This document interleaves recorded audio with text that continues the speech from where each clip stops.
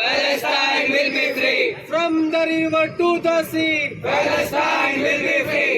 From the river to the sea. Palestine will be free. From the river to the sea. Palestine will be free. Free, free Palestine. Free, free Palestine. Free, free Palestine. Free, free Palestine. From the river to the sea.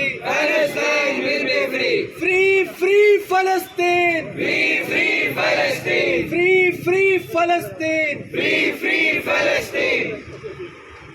ಇದೆ ಅಂತ ಹೇಳಿದ್ರೆ ಅದು ಅಮೆರಿಕದ ಕಾರಣದಿಂದಾಗಿ ಅದು ಲಕ್ಷಾಂತರ ಬಿಲಿಯಾಂತರ ರೂಪಾಯಿಗಳನ್ನು ಅದಕ್ಕೆ ಅದರ ಬೆಳವಣಿಗೆಗಾಗಿ ಏನು ಇವತ್ತು ಸೈನ್ಸ್ ಅಂಡ್ ಟೆಕ್ನಾಲಜಿಯಲ್ಲಿ ಇಸ್ರೇಲ್ ಮುಂದುವರಿದಂತೆ ಹೇಳ್ತಾಗ್ತದೆ. ಇದಕ್ಕೆ ಕಾರಣ ಯಾರು? ಅಮೆರಿಕ ತಂದು ಸುರಿದಂಥ ಹಣ ಮತ್ತು ದೊಡ್ಡ ದೊಡ್ಡ ಆರ್ಟಿಲರಿಗಳು, ದೊಡ್ಡ ದೊಡ್ಡದಂತಹ ಯುದ್ಧೋಪಕರಣಗಳನ್ನು ಅದಕ್ಕೆ ನೀಡಿ ಅದನ್ನು ಆಕ್ರಮಣಕಾರಿ ದೇಶ ಆಗಿ ಮಾರ್ಪಡಿಸಿದಂಥದ್ದು ಇದಕ್ಕೆ ಕಾರಣ ಆಗಿದೆ. ಈಗಾಗಲೇ ನಾವು ಹೇಳಿದ್ದೇವೆ ಅಂತ ಹೇಳಿ ಈ ದೇಶದ ಒಂದು ಸಣ್ಣ ಭಾಗ ಮಾತ್ರ ಉಳಿದಿದೆ, ಅದು ಗಾಜಾ ಸ್ಟ್ರಿಪ್ ಮತ್ತು ವೆಸ್ಟ್ ಬ್ಯಾಂಕ್ ಎಂಬಂತಹ ಭಾಗಗಳು ಎಂಬುದಾಗಿ. ಆದರೆ ಇದು ಕೇವಲ ಇವರು ಆ ಪ್ಯಾಲೆಸ್ಟೀನ್ನ ಮೇಲೆ ಮಾತ್ರ ಅವರು ಅದನ್ನು ಒಳಗೊಂಡಿದ್ದಲ್ಲ, ಹತ್ತಿರದ ದೇಶಗಳನ್ನು ಕೂಡ ಅವರು ಇದು ಮಾಡಿದರು. ಗೋಲಾನ್ ಹೈಟ್ಸ್ಗಳ ಮೇಲೆ, ಸಿರಿಯಾದ ಮೇಲೆ, ಜೋರ್ಡನ್ನ ಮೇಲೆ, ಈಜಿಪ್ಟ್ನ ಮೇಲೆ ಅವರು ಆಕ್ರಮಣ ಮಾಡಿದ್ರು. ಅವರನ್ನು ಈಜಿಪ್ಟ್ ಕೊನೆಗೆ ಅಸಹಾಯಕವಾಗಿ ಕ್ಯಾಂಪ್ ಡೇವಿಡ್ ಒಪ್ಪಂದವನ್ನು ಮಾಡಿಕೊಂಡು ತನ್ನನ್ನು ಸಂರಕ್ಷಿಸಿಕೊಳ್ಳುವಂಥ ಪ್ರಕ್ರಿಯೆಗೆ ಮುಂದಾಯಿತು. ಇದೆಲ್ಲ ಯಾಕೆ ಅಂತ ಹೇಳಿದರೆ, ಇದೊಂದು ಮಧ್ಯಪೂರ್ವದಲ್ಲಿ ತನ್ನ ಯುದ್ಧೋಪಕರಣಗಳ ವ್ಯಾಪಾರಕ್ಕೆ ಒಂದು ಬೀಜ ಅಂತ ಅಮೆರಿಕ ಭಾವಿಸ್ತದೆ. ಯಾಕಂತ ಹೇಳಿದರೆ ಅಮೆರಿಕದ ಆದಾಯದ ದೊಡ್ಡ ಭಾಗ ಇರುವುದು ಯುದ್ಧೋಪಕರಣಗಳ ಮಾರಾಟದಿಂದ. ಆದ್ದರಿಂದ ಈ ಯುದ್ಧೋಪಕರಣಗಳ ಮಾರಾಟ ಆದರೆ ಮಧ್ಯಪೂರ್ವದಲ್ಲಿ ಹೆಚ್ಚಿನ ಭಾಗ ಯುದ್ಧೋಪಕರಣಗಳು, ಆರ್ಟಿಲರಿಗಳು ಮಾರಾಟ ಆಗಬೇಕಾದ್ರೆ ಯುದ್ಧ ನಡೀತಾ ಇರಬೇಕು.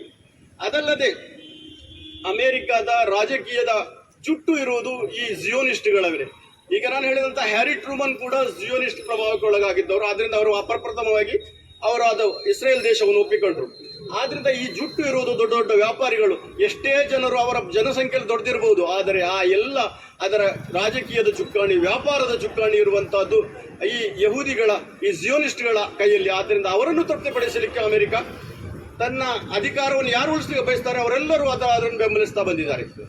ಆದ್ರಿಂದ ನಾವೀಗ ಹೇಳುವುದು ಅಂತ ಹೇಳಿದ್ರೆ, ಇಂತಹ ಒಂದು ಈ ರೀತಿಯ ಮಾನವ ಜನಾಂಗದ ನಾಶ ಮಾಡುವಂತಹ ಪ್ರಕ್ರಿಯೆ ಏನಿದೆ ಇದು ನಿಲ್ಲಬೇಕು. ಇದು ಖಂಡಿತವಾಗಿ ನಿಲ್ಲದಿದ್ದರೆ ಇದು ದೇಶ, ಇದು ಕೇವಲ ಆ ಪ್ರದೇಶ, ಈಗಾಗಲೇ ಪಣಿರಾಜರು ಹೇಳಿದಂಥ ಆ ಪ್ರದೇಶಕ್ಕೆ ಸೀಮಿತವಾಗಿ ಉಳಿಯುವುದಿಲ್ಲ. ಬದಲಾಗಿ ಇದು ವಿಶ್ವವನ್ನೇ ಹರಡುತ್ತದೆ. ಈಗಾಗಲೇ ಅವರು ವಿಶ್ವದ ಎಲ್ಲ ಕಡೆ ಒಂದು ರೀತಿಯ ಕೋಆರ್ಡಿನೇಷನ್ ಮಾಡ್ತಾ ಇದ್ದಾರೆ. ಯಾವ ಒಂದು ವಿಚಾರವನ್ನು ತಮ್ಮೊಂದಿಗಿದೆ. ಈಗ ನಮ್ಮ ದೇಶದಲ್ಲಿರುವಂತಹ ಯಾವ ಫ್ಯಾಸಿವಾದಿ ಶಕ್ತಿಗಳಿವೆ ಅದಕ್ಕೆ ಟ್ರೈನಿಂಗ್ ಕೊಡುವಂಥದ್ದು, ಅದಕ್ಕೆ ವೈಚಾರಿಕ ಬೆಂಬಲವನ್ನು ಕೊಡುವಂಥದ್ದು ಅವರೇ ಆಗಿದ್ದಾರೆ. ಆದ್ರಿಂದ ನಾವು ಇದರ ಬಗ್ಗೆ ಗಮನ ಹರಿಸಬೇಕಾಗಿದೆ. ಯಾಕೆಂದ್ರೆ ಒಂದು ಕಡೆಯಲ್ಲಿ ಅವರು ಪ್ಯಾಲೆಸ್ಟೀನ್ ಕಟ್ಟಡ ಕಾರ್ಮಿಕರನ್ನು ಕೆಲಸದಿಂದ ತೆಗೆದುಹಾಕ್ತಾ ಇದ್ದಾರೆ, ಭಾರತದೊಂದಿಗೆ ಕಟ್ಟಡ ಕಾರ್ಮಿಕರನ್ನು ತೆಗೆದುಕೊಂಡು ಹೋಗುವಂತ ಒಪ್ಪಂದಗಳನ್ನು ಮಾಡ್ತಾ ಇದ್ದಾರೆ. ಕಟ್ಟಡ ಕಾರ್ಮಿಕರನ್ನು ಯುದ್ಧ ಭೂಮಿಯಲ್ಲಿ ತೆಗೆದುಕೊಂಡು ಹೋಗಿ ಭಾರತೀಯರನ್ನು ಬಲಿ ಕೊಡುವಂತಹ ಕೆಲಸವನ್ನು ಇದು ಮಾಡ್ತಾ ಇದೆ ಈ ಸರ್ಕಾರ.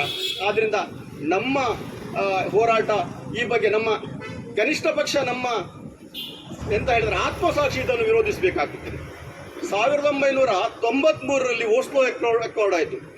ಬಿಲ್ ಕ್ಲಿಂಟನ್ ಅವರ ನೇತೃತ್ವದಲ್ಲಿ ಇಸ್ಸಾಕ್ ರಬೀನ್ ಮತ್ತು ಯಾಸರ್ ಅರಫಾತ್ರನ್ನು ಒತ್ತುಗೂಡಿಸಿ ಒಂದು ಶಾಂತಿ ಮಾತುಕತೆ ನಡೆಯಿತು. ಶಾಂತಿ ಮಾತುಕತೆಯಲ್ಲಿ ಎರಡು ದೇಶದ ಅಸ್ತಿತ್ವವನ್ನು ಸ್ವೀಕರಿಸಲಾಯಿತು.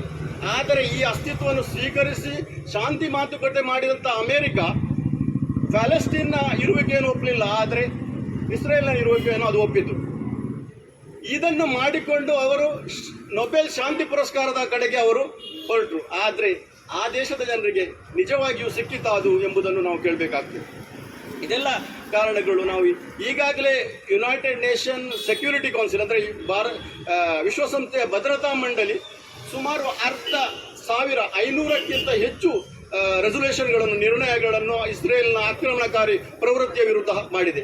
ಆದರೆ ಯಾವುದೇ ಒಂದು ದೇಶದಲ್ಲಿ ಮಾಸ್ ಡಿಸ್ಟ್ರಕ್ಷನ್ನ ವೆಪನ್ಸ್ ಇದೆ ಅಂತ ಹೇಳಿ ಒಂದು ರೆಸಲ್ಯೂಷನ್ ಪ್ರಕಾರ ಇರಾಕ್ನ ಮೇಲೆ ಆಕ್ರಮಣ ಮಾಡಿ ಆ ದೇಶವನ್ನು ನಾಶ ಮಾಡುತ್ತದೆ. ಆದರೆ 500,000ಕ್ಕಿಂತ ಹೆಚ್ಚು ರೆಸಲ್ಯೂಷನ್ ಯುನೈಟೆಡ್ ನೇಷನ್ ಸೆಕ್ಯೂರಿಟಿ ಕೌನ್ಸಿಲ್ನ ಇರುವಂತಹ ಈ ದೇಶದ ಮೇಲೆ ಯಾವ ಆಕ್ರಮಣ ಮಾಡುವುದಿಲ್ಲ, ಅವರಿಗೆ ವೆಪನ್ಸ್ಗಳನ್ನು ನೀಡಲಾಗ್ತದೆ. ಇದು ಅದಲ್ಲದೆ ಈ ಯುನೈಟೆಡ್ ನೇಷನ್ ಸೆಕ್ಯೂರಿಟಿ ಕೌನ್ಸಿಲ್ ಅಥವಾ ಭದ್ರತಾ ಮಂಡಳಿಯ ನಿರ್ಣಯಗಳ ಹೊರತಾಗಿ UNHCR ವಿಶ್ವಸಂಸ್ಥೆಯ ಮಾನವ ಹಕ್ಕು ಕಮಿಷನ್ ಹೇಳುವಂತಹ ನೀಡಿದಂತಹ ರೆಸಲ್ಯೂಷನ್ಗಳು ಅನೇಕ ಇದೆ. ಇದೆಲ್ಲವೂ ನಮಗೆ ಹೇಳುವುದೇನೆಂತಂದರೆ 1948ರಲ್ಲಿ ವಿಶ್ವಸಂಸ್ಥೆ ವರ್ಲ್ಡ್ ಹ್ಯೂಮನ್ ರೈಟ್ಸ್ ಚಾರ್ಟರ್ ಅನ್ನು ಸ್ವೀಕರಿಸುತ್ತದೆ. ವಿಶ್ವ ಮಾನವ ಹಕ್ಕುಗಳ ಒಂದು ಚಾರ್ಟರ್ ಅನ್ನು ಒಪ್ಪಿಕೊಳ್ತಾರೆ. ಆ ಪ್ರಕಾರ ಮನುಷ್ಯನಿಗೆ ಬದುಕುವ ಹಕ್ಕನ್ನು ಪ್ರಪ್ರಥಮವಾಗಿ ನೀಡಲಾಗಿದೆ.